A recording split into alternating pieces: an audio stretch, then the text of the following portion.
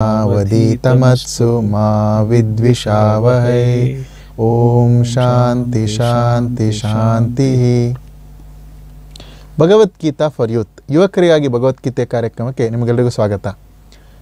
ಕೊನೆಯ ಅಧ್ಯಾಯ ಸರ್. 5 ತಿಂಗಳ ನಂತರ ಮೊದಲನೇ 17 ಅಧ್ಯಾಯವನ್ನು ಮುಗಿಸಿದ್ವಿ. ಎಲ್ಲದಕ್ಕೂ ಕಾಲ ಕೂಡು ಬರಬೇಕು ಅಂತಾರೆ.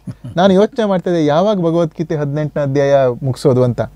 5 ತಿಂಗಳ ನಂತರ ಇವತ್ತು ಈ ಭಗವದ್ಗೀತೆಯ 18ನೇ ಅಧ್ಯಾಯ. ಮೋಕ್ಷಕ್ಕೆ ಸಮಯ ಬೇಕು ಅಂತಾರಲ್ಲ ಸರ್, 17 ಅಧ್ಯಾಯ ಅವಸರ ಬೇಡ ಅಂತ ಹೇಳ್ತಾರೆ ಅಲ್ವಾ ಸರ್? ಸೊ ಮೋಕ್ಷಕ್ಕೆ ಸಮಯ ಬೇಕು ಅನ್ನೋ ಹಾಗೆ 5 ತಿಂಗಳು ಕಾದಿದ್ದೇವೆ ನಾವು. ಲಾಸ್ಟ್ 17 ಅಧ್ಯಾಯದಲ್ಲಿ ಗುರುರಾಜ್ ಕರ್ಜಗಿ ಸರ್ ನಮಗೆ ಭಗವದ್ಗೀತೆನ ಯುವಕರ ದೃಷ್ಟಿಕೋನದಲ್ಲಿ ಹೇಗೆ ನೋಡೋದು, ಅರ್ಜುನನ ಮನಸ್ಥಿತಿ, ಕುರುಕ್ಷೇತ್ರ ಕದನಕ್ಕೆ ಹೋದಂಥ ಅರ್ಜುನನ ಮನಸ್ಥಿತಿ, ಅವನ ಮನಸ್ಸಿನಲ್ಲಿ ಆಗುವಂಥ ತುಡಿತ, ಇದ್ದಂಥ ಗೊಂದಲಗಳು, ಅದಕ್ಕೆ ಹತಾಶೆ ಭಾವನೆ, ಅದಕ್ಕೆ ಕೃಷ್ಣ ಕೊಟ್ಟಂಥ ಉತ್ತರ. ಆ ಅರ್ಜುನನ ಮನಸ್ಥಿತಿಯನ್ನು ಇವತ್ತಿನ ಯುವಕರ ಮನಸ್ಥಿತಿಗೆ ಹೋಲಿಸಿ ಕೃಷ್ಣ ಕೊಟ್ಟಿರುವಂಥ ಉತ್ತರಗಳು ಇವತ್ತಿನ ದಿನಕ್ಕೆ ಎಷ್ಟು ಪ್ರಸ್ತುತ ಅನ್ನೋದನ್ನು ನಾವು 17 ಅಧ್ಯಾಯಗಳಲ್ಲಿ ಬೇರೆ ಬೇರೆ ವಿಚಾರಗಳನ್ನ ಚರ್ಚಿಸ್ತಾ ಬಂದ್ವಿ ಸರ್. ಇವತ್ತು 18ನೇ ಅಧ್ಯಾಯ. 18ನೇ ಅಧ್ಯಾಯಕ್ಕೆ ಮೋಕ್ಷ ಅಂತಾನೆ ನಾವು ಹೆಸರಿಡ್ತೀವಿ. ಯಾಕಂದರೆ ಇದು ಕೊನೆಯದಾಗಿ ಕೃಷ್ಣ ಮೋಕ್ಷವನ್ನು ಹೊಂದೋದು ಹೇಗೆ ಅನ್ನೋದನ್ನು ಹೇಳುವಂಥ ಅಧ್ಯಾಯ ಸರ್. ಇದರಲ್ಲಿ ಮೊದಲನೆಯ ಪ್ರಶ್ನೆ, ಮೊದಲನೇ 2 ಶ್ಲೋಕದಲ್ಲಿ ನೋಡಿದ್ರೆ ಸಂನ್ಯಾಸ ಮತ್ತು ತ್ಯಾಗ. ಅಂದರೆ ನಮ್ಮಲ್ಲಿ ಸನ್ಯಾಸ ಮತ್ತು ತ್ಯಾಗಕ್ಕೆ ವ್ಯತ್ಯಾಸ ಇದೆ. ಆ ವ್ಯತ್ಯಾಸ ಏನು ಸರ್? ಒಂದು ಮುಖ್ಯವಾಗಿ ಹೇಳಬೇಕಾದ್ರೆ 18ನೇ ಅಧ್ಯಾಯ ಏನಿದೆ ಇದು ಹಿಂದಿನ ಎಲ್ಲ ಅಧ್ಯಾಯಗಳ ಸಾರ ರೂಪ. ಇದು 2ನೇ ಅಧ್ಯಾಯ ಪೀಠಿಕೆ ಅಂತ ತಗೊಂಡ್ರೆ 18ನೇ ಅಧ್ಯಾಯ ಸಮಾರೋಪ ಅಂತ ಇರೋದು. ಯಾಕೆ ಈ ಅಧ್ಯಾಯದ ಪ್ರಾರಂಭದಲ್ಲಿ ಒಂದು ಎಚ್ಚರಿಕೆ ಇದೆ, ಯುವಕರು ಗಮನಿಸಬೇಕಾದದ್ದು, ಅವ್ರ ಪ್ರಯೋಜನ ಆಗುವಂಥದ್ದು. ಈ ಪ್ರಶ್ನೆಗಳನ್ನು ಅರ್ಜುನ ಹಿಂದೂ ಕೇಳಿದ್ದಾನೆ, ಕೇಳಿಲ್ಲ ಅಂತಲ್ಲ, ಸಾಕಷ್ಟು ಸಲ ಪ್ರಶ್ನೆ ಕೇಳಿದ್ದಾನೆ. ಒಂದು ಹೇಳಿಬಿಡ್ತಾನೆ, ಮೋಹೋಯಂ ವಿಗತೋ ಮಮ, ನನ್ನ ಮೋಹ ಎಲ್ಲ ಹೋಯಿತು ಅಂದರೆ ಮತ್ತೆ ಪ್ರಶ್ನೆ ಕೇಳ್ತಾನೆ. ಈಗ 18ನೇ ಅಧ್ಯಾಯದಲ್ಲೂ ಪ್ರಶ್ನೆ ಕೇಳ್ತಾನೆ. ಇದೇ ಪ್ರಶ್ನೆನೇ ಕೇಳಿದ್ದಾನೆ, ಸನ್ಯಾಸ ಕರ್ಮದ ಬಗ್ಗೆ 5ನೇ ಅಧ್ಯಾಯದಲ್ಲಿ ಕೇಳಿದ್ದಾನೆ. ಅದಕ್ಕೆ ಕೃಷ್ಣ ಉತ್ತರ ಕೊಟ್ಟಿದ್ದಾನೆ. ಇದು ಅರ್ಥ ನಮಗೆ ಹುಡುಗರಿಗೆ ಆಗಬೇಕಾದದ್ದು, ತರುಣರಿಗೆ ಆಗಬೇಕಾದದ್ದು ಅಂದರೆ, ಒಂದು ಸಲ ಉತ್ತರ ಗೊತ್ತಾದರೆ ಎಲ್ಲ ತಿಳಿಯಿತು ಅಂತ ಏನಲ್ಲ. ಅರ್ಜುನನಿಗೆ ಹಿಂಗೆ ಹೇಳಿದ್ದು ಮರೆತು ಹೋಗಬೇಕಾದ್ರೆ ನಮ್ಮ ಗತಿ ಏನು?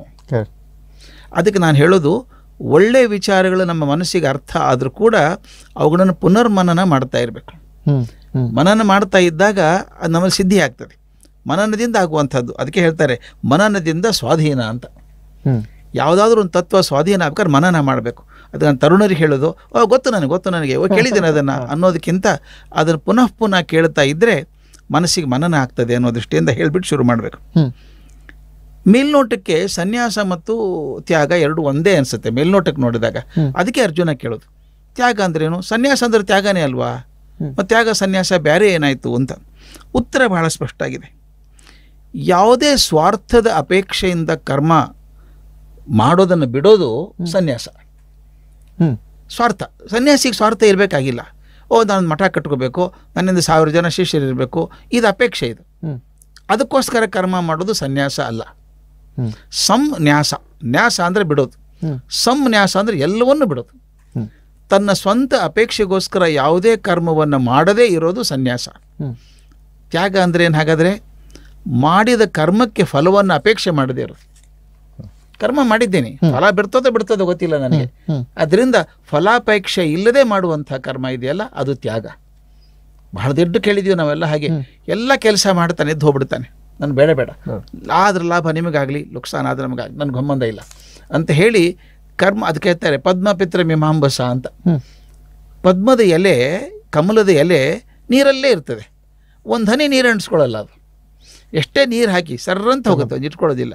ಹಾಗೆ ಕರ್ಮದ ಕೆಲಸಗಳನ್ನು ಮಾಡದೇ ಇರೋದು ಸ್ವಂತ ಲಾಭಕ್ಕೋಸ್ಕರ ಸನ್ಯಾಸ ಆದರೆ, ಕರ್ಮದ ಫಲವನ್ನು ಬಡಿಸದೇ ಇರೋದು ಅದು ತ್ಯಾಗ ಅಂತ. ಆ ತ್ಯಾಗದಲ್ಲೂ ಕೂಡ ಕೃಷ್ಣ 3 ವಿಧದ ತ್ಯಾಗ ಅಂತ. ಹೌದು. ಅದಕ್ಕೆ 3 ವಿಧ ಇದೆ. ಆ 3 ವಿಧಗಳು ಯಾವುದು? 3 ವಿಧದಲ್ಲಿ ಹೇಳಬೇಕಾದ್ರೆ, ನಾನು ಹೇಳಿದ್ನಲ್ಲ, ಕರ್ಮಗಳಲ್ಲಿ 3 ವಿಧವಾದ ಕರ್ಮಗಳಿದ್ದಾವೆ. ಒಂದು ಲೌಕಿಕ ಕರ್ಮ ಅಂತ, ಬದುಕಿಗಾಗಿ ಮಾಡಬೇಕು, ನಾನು ಸಮಾಜಕ್ಕಾಗಿ ಮಾಡಬೇಕು, ರಾಷ್ಟ್ರಕ್ಕಾಗಿ ಮಾಡಬೇಕು, ಇವೆಲ್ಲ ಕರ್ಮಗಳನ್ನು ಮಾಡಲೇಬೇಕು. ಇದರಿಂದ ಆಗುವಂಥದ್ದು ಆತ್ಮಶಿಕ್ಷಣ ಅಂತ ಕರೀತಾನೆ ಕೃಷ್ಣ. ಇದು ಮಾಡೋದು ಕೆಲಸ ಇದೆಯಲ್ಲ ಆತ್ಮಶಿಕ್ಷಣ. ಅದು 2ನೇದು ಬಹಳ ಮುಖ್ಯವಾಗಿ ನಿತ್ಯ ಕರ್ಮ ಅಂತ. ಯಾವುದೋ ದೇವರು ನಂಬ್ಕೊಂಡಿದ್ದೀವಿ, ಯಾವುದೋ ದೇವರು ನಂಬಿಕೊಂಡಿದ್ದೀವಿ, ಅದಕ್ಕೋಸ್ಕರ ಪೂಜೆ ಮಾಡೋದು, ಉಪಾಸನೆ ಮಾಡುವಂಥದ್ದು ಇದು ನಿತ್ಯ ಕರ್ಮ ಅಂತ. మరి ಪರಂಪರೆಯಿಂದ ಬಂದಿದೆ, ಇಂಥ ಕುಲದೇವರು ನಮಗೆ ಅವ್ರ ಪೂಜೆ ಮಾಡಬೇಕು, ಅದೆಲ್ಲ ನಿತ್ಯ ಕರ್ಮಗಳು ಮಾಡಬೇಕಾದದ್ದು.